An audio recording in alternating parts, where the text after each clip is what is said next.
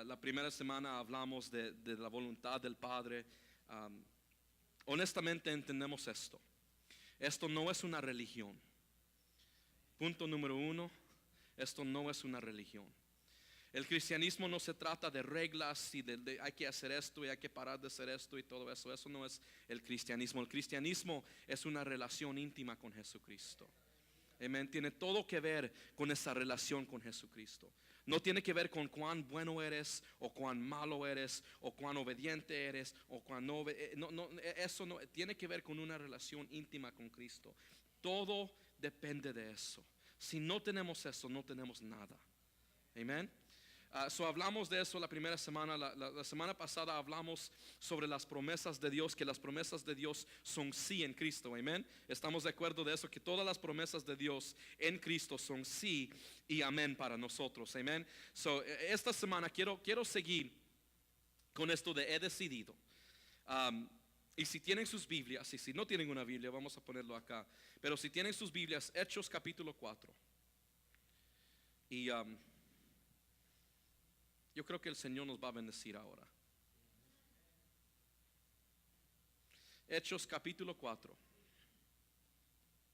Comenzando con el versículo 1. Vamos a leer un poquito este día.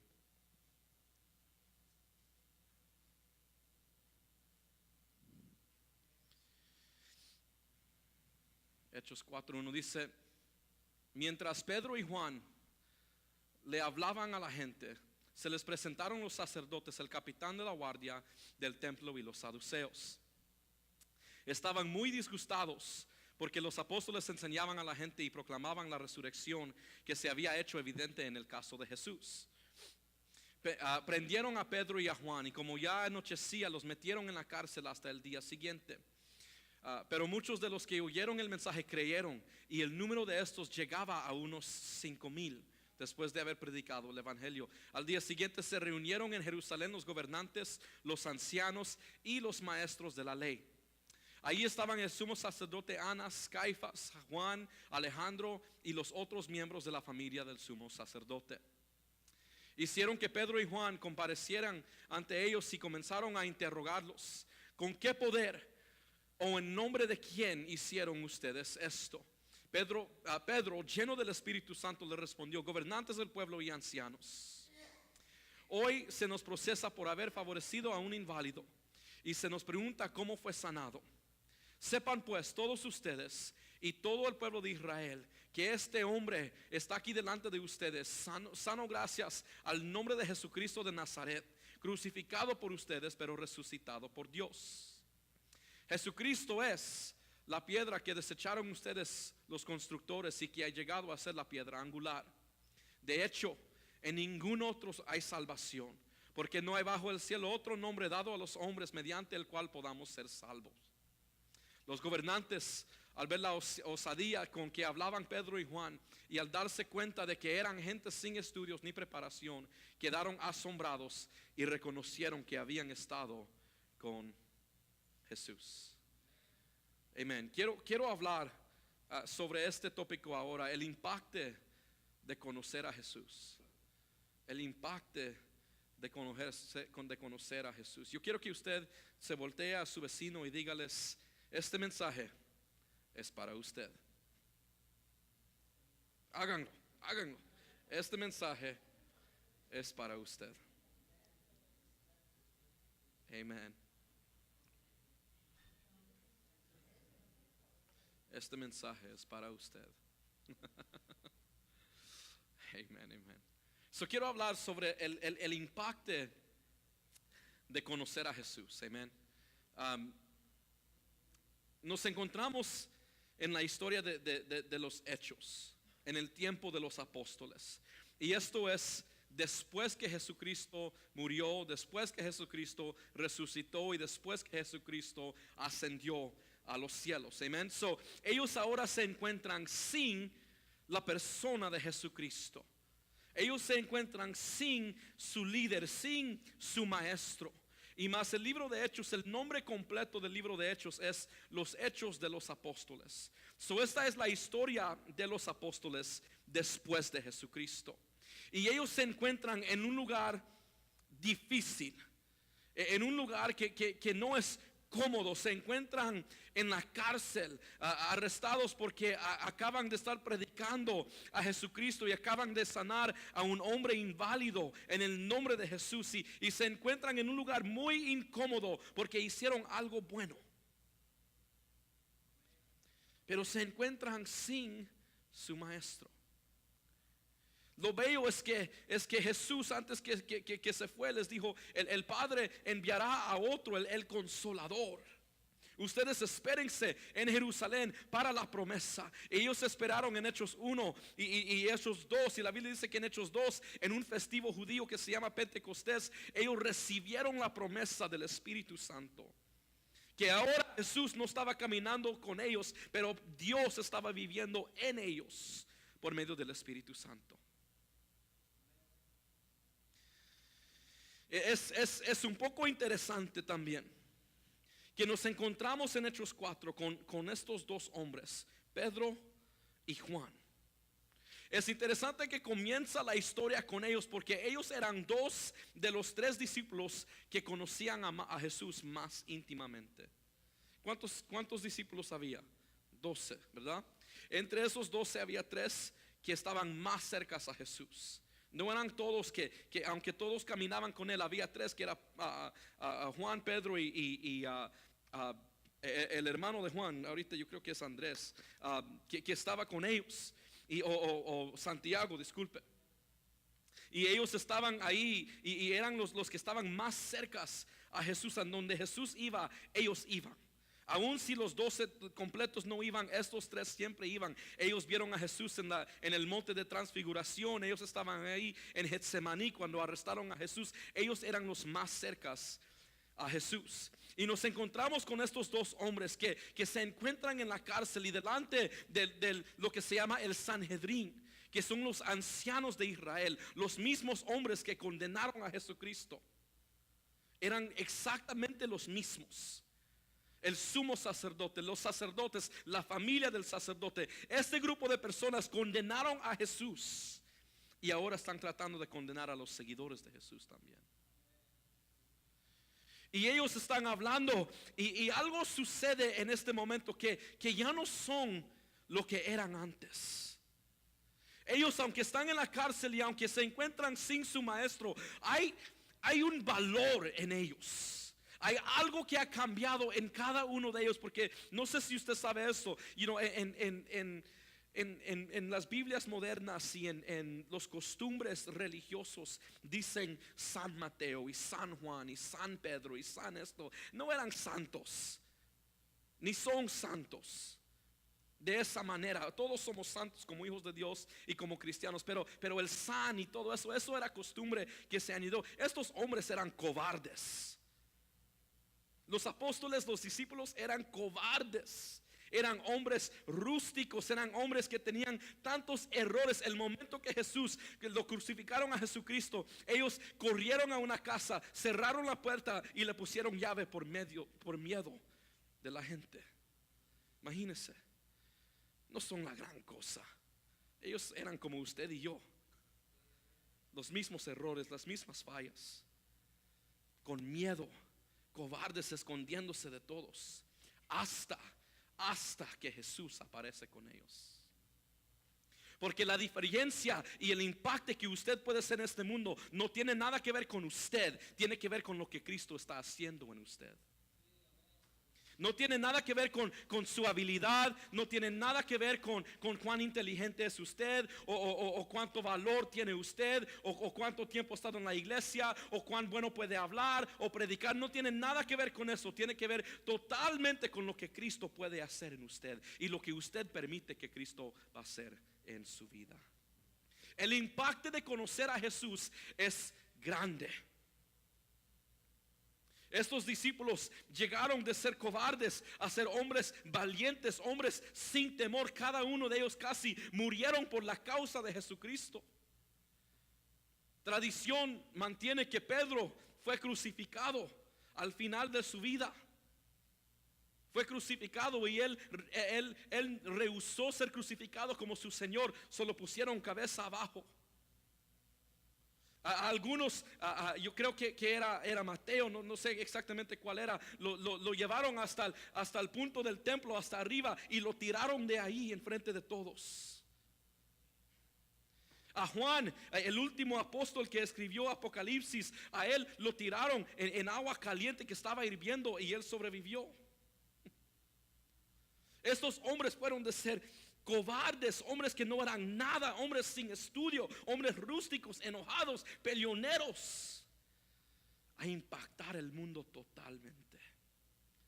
No solamente de escribir partes del Nuevo Testamento, no solamente de escribir cartas y letras, cartas a las iglesias, pero ellos mismos establecieron iglesias, ellos mismos enfrentaron a reyes, ellos mismos enfrentaron gobernantes por el impacto que Cristo hizo en ellos. No era ellos, era Cristo. No era ellos, era el Espíritu Santo trabajando en sus vidas. ¿Por qué? Porque tomaron tiempo de conocer a Jesucristo. Y la única manera que usted y yo vamos a poder impactar esta comunidad, vamos a poder ganar y alcanzar gente para Jesucristo, es si nosotros conocemos a Jesucristo.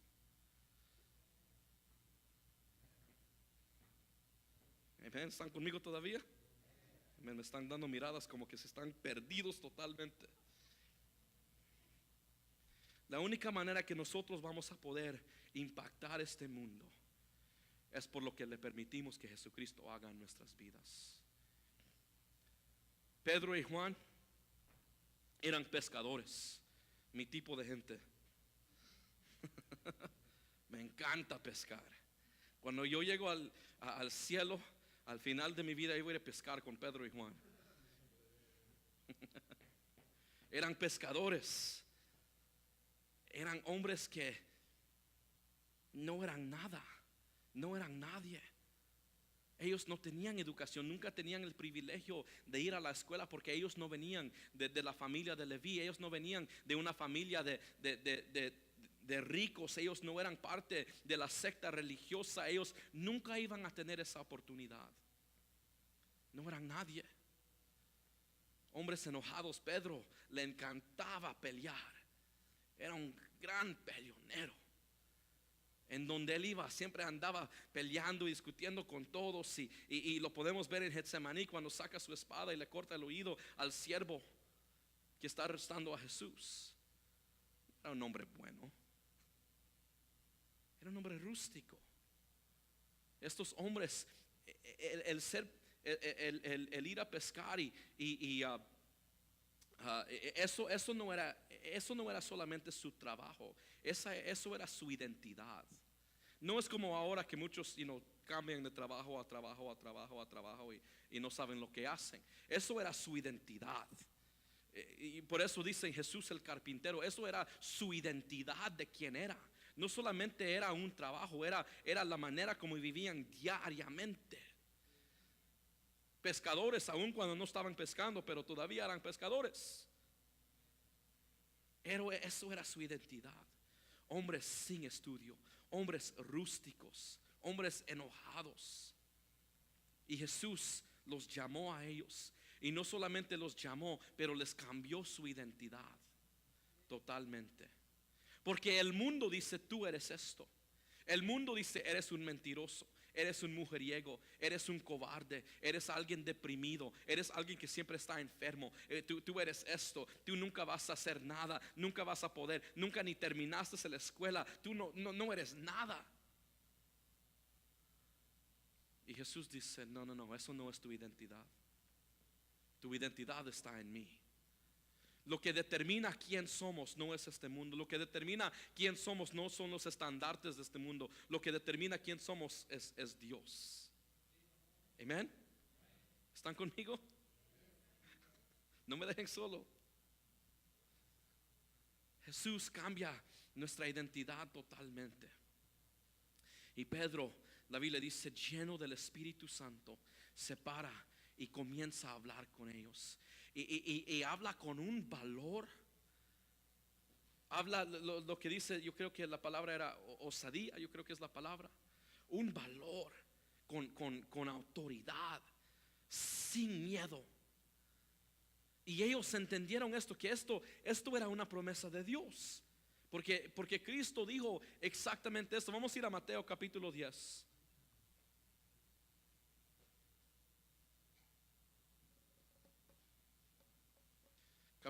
Capítulo 10, comenzando con el versículo 17. Dice Jesús hablando a sus discípulos antes que los va a mandar dos por dos. Él dice: tengan cuidado con la gente. Los entregarán a los tribunales y los azotarán en las sinagogas. Por mi causa los llevarán ante gobernadores y reyes para dar testimonio a ellos y los gentiles. ¿Se escucha como que si es algo que acabamos de leer? Pero cuando los arresten, no se preocupen por lo que van a decir o cómo van a decirlo. En ese momento se les dará lo que han de decir. Porque no serán ustedes los que hablen, sino que el Espíritu de su Padre hablará por medio de ustedes.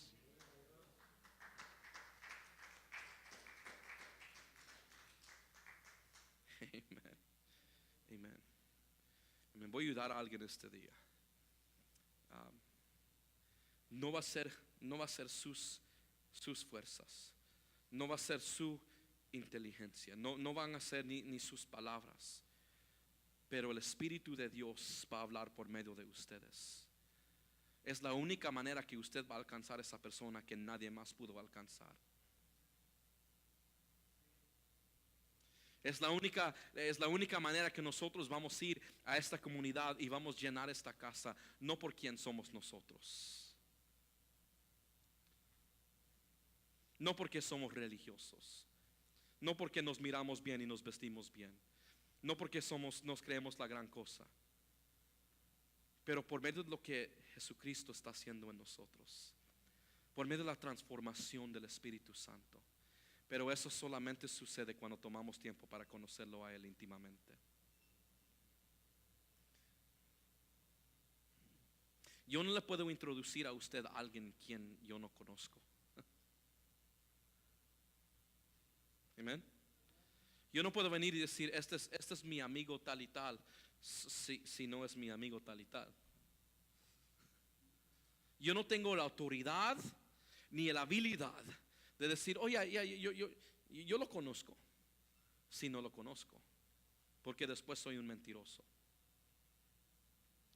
La única manera que nosotros podemos ir y compartir a Jesucristo e introducir a otra gente es cuando nosotros hemos tomado tiempo de conocerlo y tener una relación íntima con Él y decir: hey, este es mi amigo Jesús, te lo quiero introducir. ¿Está bien? Jesús les dio la promesa. Estuve hablando con alguien anoche y me estaban diciendo que ellos sintieron que su corazón se ha alejado, ellos se han alejado de Dios en estos días, y han estado batallando y muchas cosas.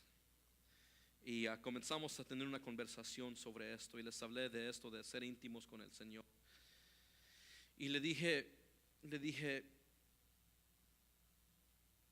es un lugar difícil de estar donde uno está confundido y no sabe lo que Dios está haciendo, pero en cierto nivel nosotros siempre sabemos lo que Cristo está haciendo en nuestras vidas. Aún si no lo sentimos, aún si no lo escuchamos, aún si no lo vemos en nuestras vidas diarias, en una manera siempre entendemos lo que Cristo está haciendo en nuestras vidas, porque su palabra dice lo que Él está haciendo en nuestras vidas. Porque Él dice: yo nunca los dejaré, siempre estaré con ustedes. Necesitan un amigo, yo soy su amigo. Necesitan un salvador, yo soy su salvador. Necesitan un sanador, necesitan alguien, un padre en su vida, Él es esa persona. De cierta manera nosotros siempre sabemos, aun si no lo vemos, escuchamos lo que Él está haciendo en nuestras vidas. La cosa es que nosotros creemos que Él no es presente en sus promesas y nos desanimamos. No sé si me entienden. Muchas veces sentimos que aunque sabemos lo que Él ha dicho, Él no está presente en el momento de la promesa y estamos confundidos. Y los apóstoles se encontraron después de todo 13 años y medio de caminar con Jesús y hablar con Jesús y sanar a los enfermos y resucitar a los muertos y todas esas cosas, y de repente su maestro está muerto. Su líder acaba de morir. Lo vieron. Se murió en la cruz. Lo vieron, lo sepultaron. Y se encuentran confundidos. Y lo que sucedió, le dije esto a la persona anoche. Los pescadores regresaron a pescar una vez más. Y lo bello es que un día cuando estaban pescando, un hombre les apareció a ellos. No eres tú quien buscas de él, es él quien busca de ti. Cuando te alejas de Dios, él viene detrás de ti. No somos nosotros. No hay nada bueno en nosotros para buscar de Dios. Es él quien busca de nosotros. Yo no sé por qué yo siento decir esto ahora, porque no tiene nada que ver con mi mensaje. Pero yo le dije a esta persona, el hombre les apareció a ellos y ellos no lo reconocieron al principio. Él buscó de ellos. Esto tiene que ver totalmente con Jesucristo. 100% con Jesucristo. A veces nosotros nos damos mucho crédito que no lo merecemos.